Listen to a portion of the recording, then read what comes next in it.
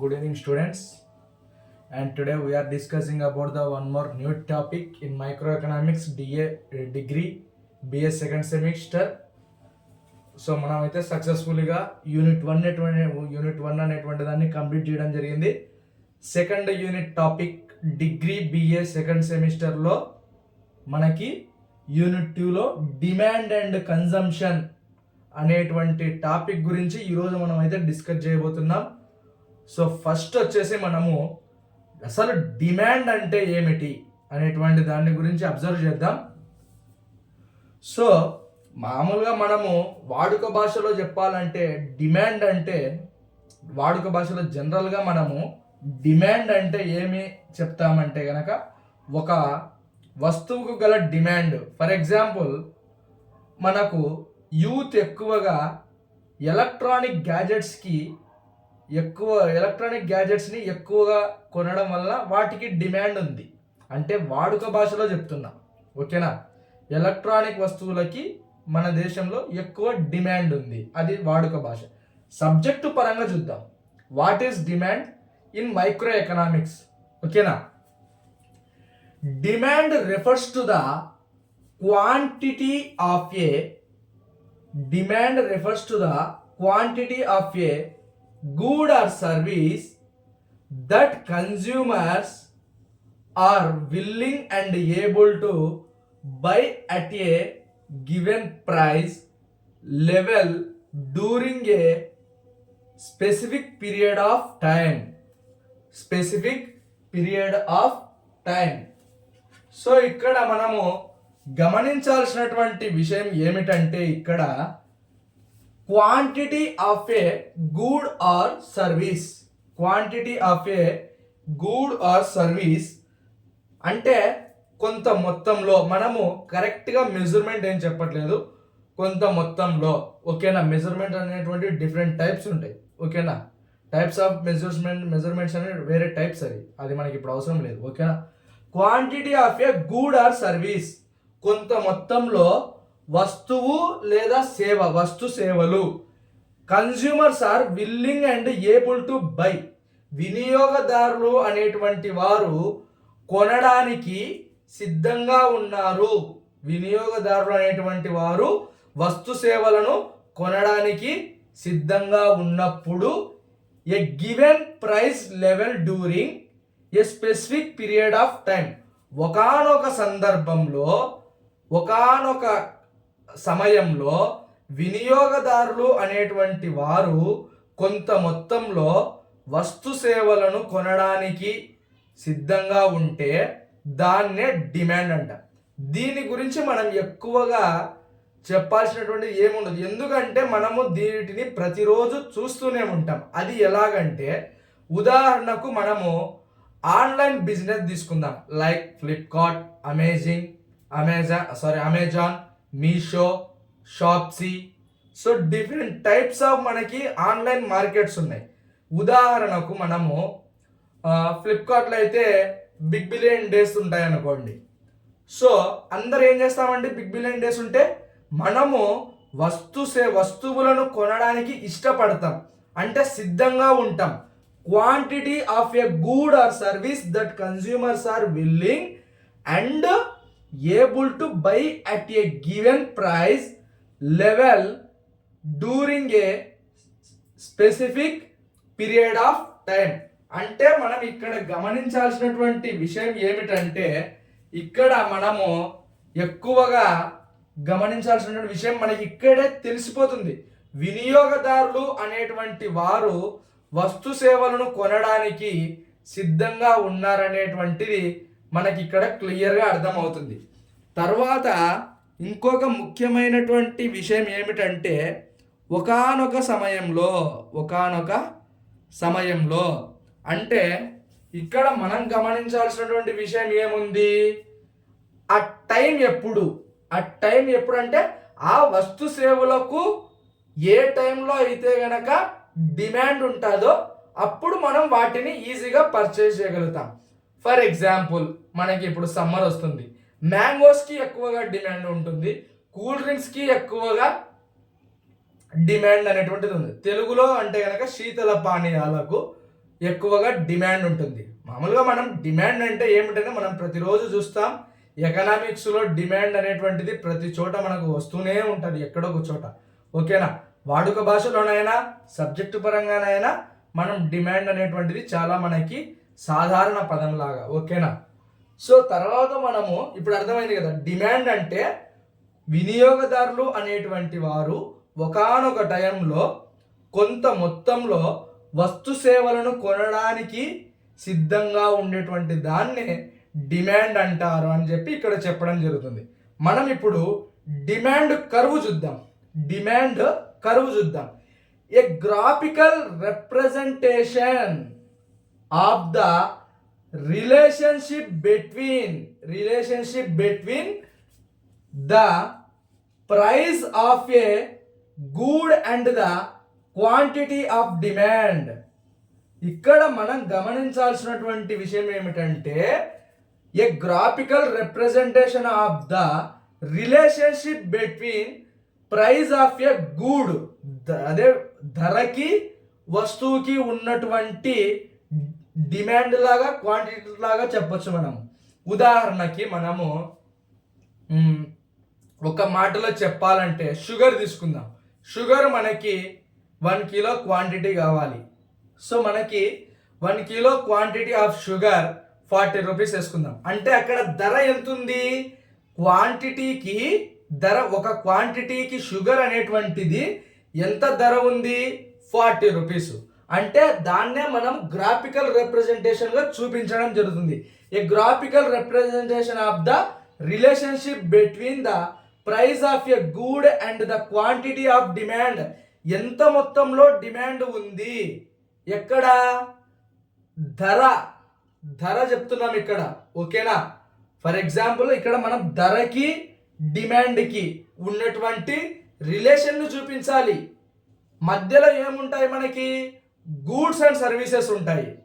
ధరకు డిమాండ్కు మధ్యలో గూడ్స్ అండ్ సర్వీసెస్ ఉంటాయి. సో మీకు ఇక్కడ గ్రాఫికల్ రిప్రజెంటేషన్లో డిమాండ్ కర్వ్ని, అదేవిధంగా డిమాండ్ షెడ్యూల్ని చూపించడం జరిగింది. సో ఇక్కడ చూస్తే మనకు ఒక క్లారిటీ అనేటువంటిది అర్థమవుతుంది. జనరల్గా మీరు ఆన్సర్ చెప్పండి, ఏ విధంగా చెప్తారంటే కనుక, ఇప్పుడు మనకి వస్తువు ధర పెరిగే కొద్దీ డిమాండ్ అనేటువంటిది పెరుగుతుందా తగ్గుతుందా? అర్థమవుతుందా? వస్తువు ధర అనేటువంటిది పెరిగే కొద్దీ డిమాండ్ అనేటువంటిది పెరుగుతుందా తగ్గుతుందా అనేటువంటి దాన్ని మనం చాలా క్లియర్గా గమనించాలి ఎప్పుడు కూడా. అది ఏ వస్తు సేవల విషయంలోనైనా కావచ్చు.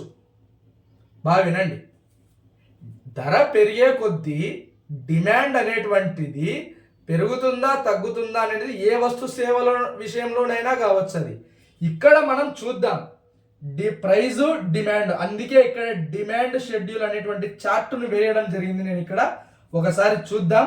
ఇక్కడ ఏం జరుగుతుంది? ధర అనేటువంటిది తగ్గుతూ పోయే కొద్దీ డిమాండ్ అనేటువంటిది పెరుగుతూ పోతుంది. అంటే ధర ఏమవుతుంది? ఇక్కడ తగ్గుతుంది. డిమాండ్ ఏమవుతుంది? పెరుగుతుంది. ఇక్కడ చూడండి, ధర అనేటువంటిది 12 ఉంటే డిమాండ్ అనేటువంటిది 100 ఉంది. అంటే ఇక్కడ ఏమైంది? ధర 12, డిమాండ్ 100. అంటే ఇక్కడ ధర అనేటువంటిది మళ్ళీ 12 నుండి 2 యూనిట్లు తగ్గింది. అంటే 12 నుండి 10కి వచ్చింది. డిమాండ్ అనేటువంటిది ఏమైంది? 120కి పోయింది. అంటే ఇక్కడ మళ్ళీ ఇక్కడ చూపించాను చూడండి, ధర అనేటువంటిది తగ్గే కొద్దీ డిమాండ్ పెరుగుతుంది, ధర పెరిగే కొద్దీ డిమాండ్ తగ్గుతుంది. సో ఇప్పుడే చెప్పాను నేను, అమెజాన్, ఫ్లిప్కార్ట్లో మనకి బిగ్ బిలియన్ డేస్ ఉన్నప్పుడు మనం ఏం చేస్తాము అంటే, తక్కువ ఆఫర్స్ అనేటువంటివి ఎక్కువ మొత్తంలో ఉంటాయి. ఆ యొక్క వస్తు సేవలు అనేటువంటివి ఎక్కువ ధర ఉన్నప్పటికీ ఈ యొక్క బిగ్ బిలియన్ డేస్లో మనము, అంటే నేను జస్ట్ ఊరికే ఎగ్జాంపుల్ కోసం మాత్రమే చెప్తున్నాను. It is called a live example to the demand. అర్థమవుతుందా? ప్రత్యక్ష ఉదాహరణ అనేటువంటిది చెప్తున్నాను నేను, ఓకేనా? సబ్జెక్టుకు రిలేటెడే, ఓకేనా? ఇక్కడ ధర అనేటువంటిది తక్కువ ఉంటుంది కాబట్టి వస్తువుల యొక్క డిమాండ్ అనేటువంటిది పెరిగిపోతుంది. అంటే ఎప్పుడు ఆన్లైన్లో షాపింగ్ చేయనటువంటి వాళ్ళు కూడా ఈ యొక్క స్పెసిఫిక్ టైంలో, అదే just like big billion days టైంలో ఎక్కువ మొత్తంలో పర్చేస్ చేయడానికి ఇష్టపడతారు. Because of demand of goods and services, వస్తు సేవలకు ఉన్నటువంటి డిమాండ్ అది, ఓకేనా?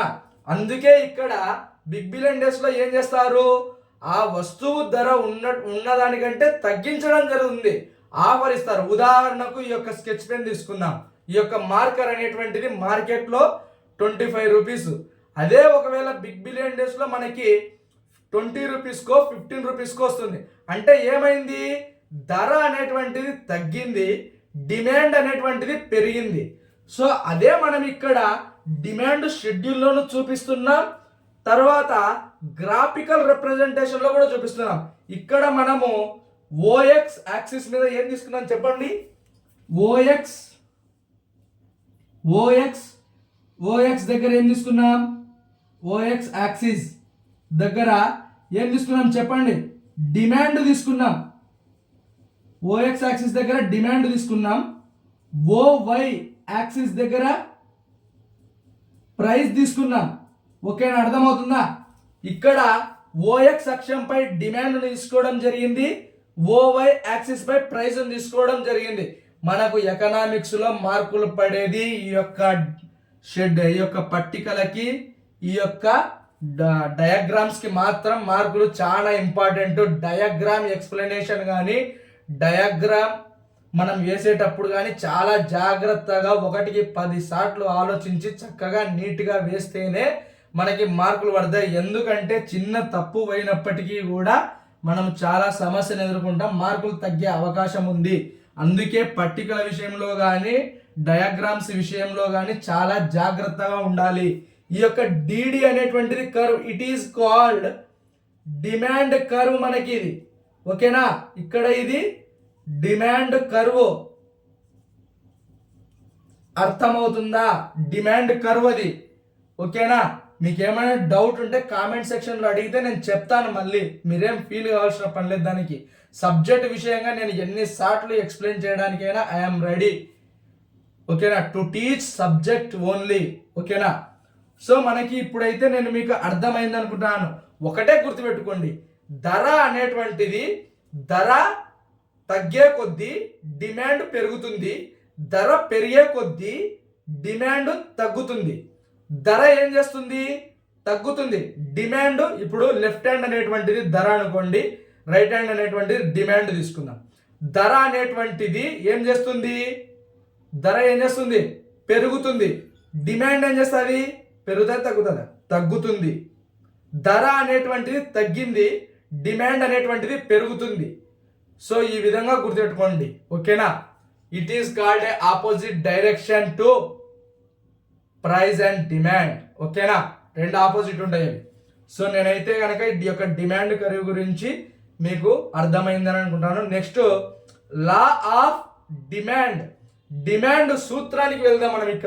ఇక్కడ మనం చూసినట్లయితే కనుక మనకు చాలా ఎక్స్ప్లెనేషన్ ఉంటుంది. దాని యొక్క ఇంట్రడక్షన్ అయితేనేమి, అజంప్షన్స్ అయితేనేమి, లిమిటేషన్స్ అయితేనేమి, ఈ విధంగా చాలా ఉంటుంది. మనకు లా ఆఫ్ డిమాండ్ క్వశ్చన్ కూడా ఉంది, ఓకేనా, సిలబస్లో. దాని గురించి సపరేట్ చెప్దాం.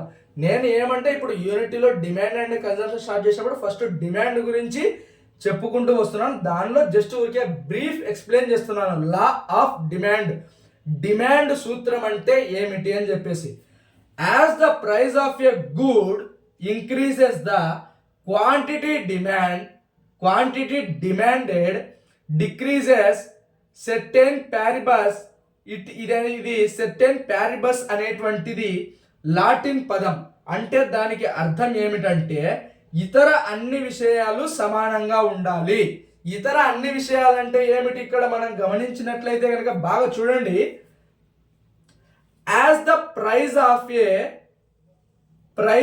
ఏ good increases the quantity demanded decreases సెర్టెన్ ప్యారిబస్. అంటే ఇక్కడ వస్తువు యొక్క ధర అనేటువంటిది పెరిగినప్పుడు మనం ఏం చేస్తున్నాము, క్వాంటిటీ డిమాండ్ అనేటువంటిది తగ్గించబడుతుంది. ఉదాహరణకు మనము ప్రతిరోజు కానీ లేదా ప్రతి నెల కానీ మనము వస్తు సేవలను కొనుగోలు చేసినప్పుడు వాటి యొక్క ధర పెరిగిందా తగ్గిందా అని ఆలోచన చేసి వస్తు సేవలను మనము కొనుగోలు చేయడం జరుగుతుంది. అర్థమవుతుందా? మనము ప్రతి నెల కూడా యాజ్ ఏ కన్జ్యూమర్ వస్తువు సేవల యొక్క ధరలు అనేటువంటివి పెరిగాయా తగ్గాయా అనేటువంటి దాన్ని దృష్టిలో పెట్టుకొని మనము వాటిని కొనుగోలు చేయడం జరుగుతుంది. అదే ఇక్కడ లా ఆఫ్ డిమాండ్లో చెప్పడం జరుగుతుంది. As the price of a good increases, వస్తువుల యొక్క ధర పెరిగినట్లయితే క్వాంటిటీ డిమాండెడ్ అనేటువంటిది తగ్గుతుంది. ఉదాహరణకు మనమే తీసుకోండి. ఇప్పుడు ఒక విషయంలో చెప్పాలంటే కనుక మనము బాగా అర్థం చేసుకుందాం. వస్తువు మనకు ఎక్కువగా ఏ వస్తువులను వినియోగిస్తాం చూడండి. ఇప్పుడు మనము మిల్క్ తీసుకోండి. Milk is a basic need to every people. ఓకేనా? పాలు అనేటువంటివి ప్రతి ఒక్కరికి కూడా ఒక నిత్యావసర వస్తువుగా మారిపోవడం జరిగింది. ఉదాహరణకు పాలు అనేటువంటివి ఒక లీటర్ క్వాంటిటీ, ఒక లీటర్ పరిమాణంలో మనము లీటర్ వచ్చేసి 60 రూపీస్ ఉన్నాయనుకుందాం. ఓకేనా? ఈ జనవరి మంత్ మనం ఏం చేస్తాం, మనకి 2 లీటర్స్ కొనేటువంటి కెపాసిటీ ఉందనుకుందాం ప్రతి మంత్. నెక్స్ట్ మంత్ వెళ్ళేసరికి అనుకోకుండా ఏం జరిగింది, మిల్క్ యొక్క ధర అనేటువంటిది పెరిగింది. అప్పుడు ఏం జరుగుతుంది చెప్పండి? మిల్క్ యొక్క ధర అనేటువంటిది పెరిగింది.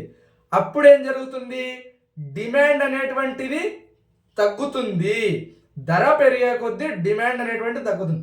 ప్రతి నెల 2 లీటర్ల పాలు కొనేటువంటి కన్స్యూమర్ ఎవరైతే ఉన్నారో అకస్మాత్తుగా ధర అనేటువంటిది పెరగడం వల్ల తక్కువ మొత్తంలో వాటిని ఉపయోగించుకోవడం జరుగుతుంది. That is called law of demand. అదే డిమాండ్ సూత్రము. ఓకేనా? అర్థమైందా? సో అది తర్వాత డైరెక్ట్ డిమాండ్. డైరెక్ట్ డిమాండ్ అంటే ఏమి చెప్పండి? డైరెక్ట్ డిమాండ్ అంటే ప్రత్యక్ష డిమాండ్. ఓకేనా?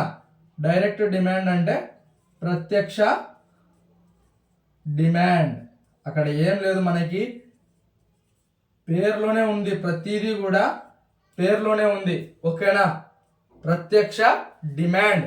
Demand for a good or service that is directly related to it's price. Demand అనేటువంటిది వస్తువులు లేదా సేవలకు ప్రత్యక్ష సంబంధం ఉంటే, అంటే ధరకు డిమాండ్కు ప్రత్యక్ష సంబంధం ఉంటే గనక అది direct demand. Demand for a goods. వస్తు సేవలకు ప్రత్యక్ష సంబంధం ఉండాలి ఇక్కడ. ఓకేనా? ధరకు డిమాండ్కు ప్రత్యక్ష సంబంధం ఉంటే అదే డైరెక్ట్ డిమాండ్. అక్కడ ఇంకా ఏమి లేదు. మీరు బాగా గమనించండి. Demand for a good or service, demand for a good or service that is directly related to it's price. అర్థమైందా? వస్తు సేవలకు డైరెక్ట్ గా ఏముంది, directly related to it's price. వస్తు సేవలకు ధర అనేటువంటిది ప్రత్యక్ష సంబంధం ఉంది. అది కరెక్టే. ఎందుకంటే వస్తువుల యొక్క ధర పెరిగే కొద్దీ డిమాండ్ అనేటువంటిది తగ్గుతుంది.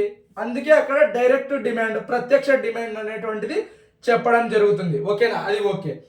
డిరైవ్డ్ డిమాండ్ అంటే ఉత్పన్నమైన డిమాండ్. ఇక్కడ చూద్దాం. Demand for a good or service that is derived from the demanded for another good or service. ఇప్పుడు మనము బాగా గమనిద్దాం. ఇది ఒక చిన్న లింకు లాగా ఉంటుంది, చూద్దాం. Demand for a good or service that is derived from the demanded for another goods or service. ఇప్పుడు మనము ప్రతిరోజు ఒక వస్తువును వినియోగిస్తున్నాము. ఆ వస్తువు యొక్క ధర అనేటువంటిది అనుకోకుండా పెరిగిందనుకో, అంటే పూర్తిగా కొనలేని స్థితికి చేరినప్పుడు మనం ఏం చేస్తాం చెప్పండి? ఏం చేస్తాం? మీరే చెప్పాలి. పూర్తిగా కొనలేని స్థితికి చేరినప్పుడు ఆల్టర్నేట్ ఆప్షన్ని తీసుకుంటాం. అదే ఉత్పన్నమైనటువంటి డిమాండ్. ఓకేనా? బాగా గమనించండి. మనము ఒక వస్తువుకు ఉన్నటువంటి డిమాండ్ ధర పెరిగినప్పుడు డిమాండ్ అనేటువంటి తగ్గుతుంది. కానీ ఆల్టర్నేట్గా మనకు అది వేరే వస్తువు ధర పొందాల్సింది. అంటే సేమ్ యూటిలిటీ ఇచ్చే విధంగా ఉండాలి మనకి అక్కడ. ఓకేనా? ఉదాహరణకు మనము ఏ వస్తువులోనైనా సరే మనం ప్రతిరోజు ఉపయోగించేటువంటి వస్తు సేవలు ఏవైతే ఉన్నాయో వాటిని మనం గమనించినట్లయితే, ఫర్ ఎగ్జాంపుల్ మనము కోల్గేట్ పేస్ట్ తీసుకుందాం. ఓకేనా? ప్రతిరోజు మనం కోల్గేట్ పేస్ట్ని వినియోగించడం జరుగుతుంది. అనుకోకుండా ఒకవేళ సబ్జెక్టు ప్రకారం చెప్తున్నా, నేను సబ్జెక్టు ప్రకారం మాత్రమే చెప్తున్నా మీకు అర్థం కావడం కోసం. Because of I will give to the direct examples చెప్తున్నా. ఆ యొక్క పేస్ట్ యొక్క ధర అనేటువంటిది 40 రూపీస్ ఉన్నది 45 రూపీస్ అయిందనుకోండి, మనం ఏం చేస్తాం చెప్పండి? ఆల్టర్నేట్ దానికి వెళ్తాం. ఏదైనా సరే మనము టూత్ అండ్ అంటే కనుక ఉపయోగించుకోవడానికే, ఓకేనా, మన టీత్ని క్లీన్ చేసుకోవడానికి క్లోజప్ పేస్ట్కి వెళ్తాం. అది 40 రూపీస్ ఉండేది 35 రూపీసే ఉంది. అంటే క్వాంటిటీలో తేడా ఉండొచ్చు, కానీ ధర తగ్గింది కదా. ధర తగ్గినప్పుడు మనం ఏం చేస్తాం? వేరే దానికి వెళ్ళిపోతాం. ఓకేనా? అంటే కొంతమంది, ఓకేనా, వారి యొక్క ఆదాయాలకు అనుగుణంగా నడుచుకోవడం జరుగుతుంది ఉత్పన్నమైనటువంటి డిమాండ్లో. ఇక్కడ ఇంకొక విషయం ఏమిటంటే మనం బాగా గమనించాల్సింది, ఒక వస్తువు లేదా సేవ యొక్క ధర అనేటువంటిది పెరిగినట్లయితే ఆటోమేటిక్గా వినియోగదారులు అనేటువంటి వారు ఖచ్చితంగా వాళ్ళు ఏమి చేస్తారంటే సమానమైనటువంటి ఉపయోగాన్ని ఇచ్చేటువంటి వస్తు సేవలను కొనుగోలు చేయడం జరుగుతుంది. అంటే అందులో కొంచెం క్వాంటిటీ కానీ క్వాలిటీ కానీ ఏ విధంగా ఉన్నప్పటికీ ఆటోమేటిక్గా వినియోగదారుని ప్రవర్తన అనేటువంటిది వేరే వస్తువు మీదకి వెళ్తుంది. అంటే రెండూ కూడా సమాన ఉపయోగాన్ని ఇచ్చేటువంటివే కాబట్టి అదే ఉత్పన్నమైనటువంటి డిమాండ్. ఓకేనా? తర్వాత మనము ఇక్కడ కాంపోజిట్ డిమాండ్కి వెళ్దాం. కాంపోజిట్ డిమాండ్ అంటే మిశ్రమ demand for a good or service that has multiple uses. ఓకేనా? ఇప్పుడు చూడండి, మనము ఫర్ ఎగ్జాంపుల్ మిశ్రమ డిమాండ్ అంటే గనక ఏ వస్తు సేవలనైనా సరే ఒకటి కంటే ఎక్కువగా ఉపయోగాలు ఇచ్చేటువంటి వాటి వస్తు సేవలకు ఉన్నటువంటిదే కాంపోజిట్ డిమాండ్. ఫర్ ఎగ్జాంపుల్ ఇప్పుడు మనకి ఎక్కువగా ఆండ్రాయిడ్ టీవీస్ వచ్చేసాయి. ఈ యొక్క ఆండ్రాయిడ్ టీవీస్ని మనం మెయిన్గా ఏ విధంగా ఉపయోగించుకోవచ్చు చెప్పండి? మిశ్రమ డిమాండ్ అని చెప్పడం జరుగుతుంది. నేను ఇక్కడ బాగా గమనించండి. Demand for a good or service that has multiple uses అంటే మన దగ్గర ఉన్నటువంటి వస్తు సేవలను మనము ఒకటి కంటే ఎక్కువ ఉపయోగాలుగా వినియోగించుకోవచ్చు. ఉదాహరణకు చెప్తున్నాను, వినండి. మనము ఆండ్రాయిడ్ టీవీలను ఉపయోగించేటప్పుడు మెయిన్ పర్పస్ ఏమి? మనకు పేరులోనే ఉంది, ఆండ్రాయిడ్ టీవీ చూడడం కోసం మనం టీవీ కొనుక్కున్నాము. అనుకోకుండా మనకి ఏం జరుగుతుంది చెప్పండి? ఇది బాగా తెలిసిందే మీకు, నేనేం చెప్పాల్సిన పనిలే. అక్కడ అనుకోకుండా మనకి డిష్ అనేటువంటిది సంథింగ్ టెక్నికల్ డిటిహెచ్ ద్వారా కానీ ఏదైనా కావచ్చు, అది ఓకేనా, వైర్లెస్ కావచ్చు, టెక్నికల్ ప్రాబ్లం వచ్చి మనకి డిష్ అనేటువంటిది ప్రాబ్లం వచ్చింది అనుకోండి, మనం ఏం చేస్తాం? మన మొబైల్ ద్వారా హాట్స్పాట్ని కనెక్ట్ చేసుకొని ఇంటర్నెట్ ద్వారా చూస్తాం, లేదా ఈ షేర్ అనేటువంటి అప్లికేషన్ ద్వారా మనము ఏం చేస్తాం చెప్పండి, షేర్ చేసుకుంటాం స్క్రీన్ని. అది కూడా కాకుండా ఆ యొక్క ఆండ్రాయిడ్ టీవీ అనేటువంటిది ఏదైతే ఉందో అవన్నీ కూడా హెచ్డిఎంఐ కేబుల్స్ వస్తాయి. కాబట్టి ఏది ఆండ్రాయిడ్ టీవీస్ అనేటువంటివి ఇప్పుడు ఎక్కువగా హెచ్డిఎంఐ కేబుల్స్తో వస్తున్నాయి. కాబట్టి మనము ఒక చిన్న సిపియు అనేటువంటి పెట్టుకొని దాన్ని మానిటర్గా, కంప్యూటర్ మానిటర్గా కూడా మనం ఉపయోగించుకునేటువంటి సదుపాయం ఎప్పుడైతే ఉంటుందో దాన్నే కాంపోజిట్ డిమాండ్ అంటున్నాం. Demand for a good or services that has multiple uses. ఒకటి కంటే ఎక్కువ ఉపయోగాలు ఉన్నటువంటి వస్తు సేవలనే కాంపోజిట్ డిమాండ్గా ఇక్కడ వివరించవచ్చు. అర్థమైందా? మీకు ఇంకా ఏదైనా డౌట్ ఉంటే మీరు నాకైతే కనుక ఖచ్చితంగా కామెంట్ సెక్షన్లో తెలియజేస్తేనే నేను మీకు ఏదైనా ఇంకా ఎక్స్ప్లెయిన్ చేయగలుగుతాను. మీకు ఎటువంటి సమస్య రాదు. నేను ఒకవేళ కావాలంటే ఇంకా కొత్త ఎగ్జాంపుల్స్ని వెతికి మరి నేను మీకైతే కనుక సబ్జెక్ట్ చెప్తాను. మీకు ఖచ్చితంగా ఏదైనా డౌట్ ఉంటే నన్ను అడగండి, నేను చెప్తాను. ఓకేనా? అందులో మీకు ఎటువంటి సమస్య రాదు. సో ఈ యొక్క వీడియో మీకు నచ్చినట్లయితే కనుక మీ ఫ్రెండ్స్కి అయితే కనుక ఖచ్చితంగా షేర్ చేయండి. నేనైతే కనుక ఇంకా ప్రతిరోజు కూడా వీడియో చేస్తాను. ఓకేనా? డిగ్రీ బిఎస్ సెకండ్ సెమిస్టర్ వాళ్ళకి నేను మళ్ళీ చెప్తున్నాను, దయచేసి మీరు సబ్జెక్ట్ అనేటువంటిది నెగ్లెక్ట్ చేయొద్దు. ఎక్కడైనా ఒక్క చోట అర్థం కాకపోయినట్లయితే కనుక మీకు ఇంకా అర్థం కాదు. ఓకేనా? అందుకే మీరు చాలా జాగ్రత్తగా, ఒకవేళ నా వాయిస్లో ఏదైనా స్పీడ్ ఉంటే కనుక మీరు అక్కడ యూట్యూబ్లోనే అడిషనల్ సెట్టింగ్స్లోకి వెళ్ళి వచ్చేసి ప్లేబ్యాక్ స్పీడ్ అనేటువంటిది తగ్గించుకునేటువంటి సదుపాయం కూడా మీకు ఉంటుంది. కాబట్టి మీకు నో ప్రాబ్లం. ఓకేనా? ఎందుకంటే డిఫరెంట్ టైప్స్ ఆఫ్ ఆప్షన్స్ చెప్తున్నా మీకు. ఓకేనా? యాజ్ ఎ టీచర్, ఓకేనా, యాజ్ ఎ టీచర్ నేను మీకు సబ్జెక్ట్ చెప్తున్నాను. కాబట్టి కామెంట్ సెక్షన్లో అయితే కనుక మీరు నాకు ఏదైనా డౌట్ ఉంటే వెంటనే తెలియజేస్తే నేను మళ్ళీ రీటీచ్ చేయడానికి నాకు అవకాశం ఉంటుంది. Thank you all.